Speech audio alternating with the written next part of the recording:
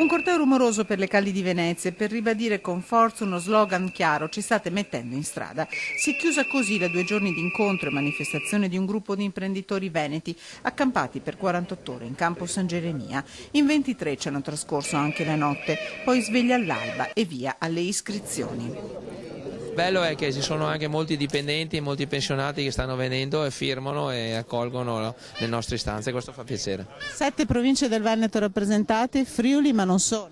Friuli, Veneto, tutte le province del Veneto, abbiamo imprenditori da Enna che sono venuti, Ancona, Arezzo, Reggio Emilia, Torino, Firenze, insomma vuol dire che il tantam ha funzionato. Da campo San Geremia il corteo si snoda per le calli, direzione prefettura. In mano 2 scatole con le chiavi e i biglietti da visita delle aziende. Gli imprenditori portano una proposta precisa. Tu Stato in questo momento rappresenti il 70% tra costo del lavoro, tassazione diretta e indiretta del nostro fatturato. Con il restante noi non possiamo più andare avanti così. Ti facciamo noi una proposta. Questo 70% deve diventare un 40%. Come in tutti i paesi che producono e hanno ricchezza, il restante 30% va ridistribuito. Il 15% dovrebbe andare ai dipendenti secondo gli imprenditori, il resto alle aziende per crescere. Una marcia rumorosa.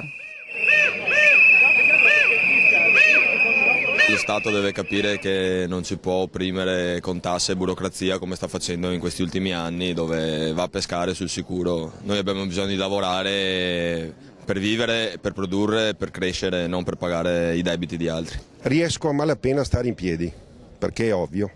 Produco qui e qui i costi sono spaventosamente alti e la concorrenza che abbiamo dall'estero, vedi anche Cina, è impossibile contrastarla. Sta pensando di andarsene dall'Italia? Se avessi qualche anno in meno l'avrei già fatto. I miei coetanei se ne sono andati tutti laureati, quello più vicino lavora a Milano che è stato fortunato a rimanere in Italia, altri hanno scelto altre strade per l'Europa o per il mondo e quindi purtroppo molti stanno facendo questo, io sto cercando di resistere.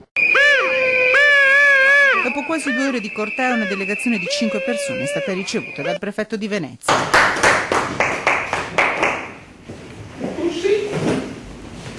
300 aziende italiane non ce la fanno più. Al prefetto di Venezia gli imprenditori hanno spiegato la loro situazione e chiesto che trasmetta la proposta al governo. Partecipe il prefetto, salutando gli imprenditori, ha promesso.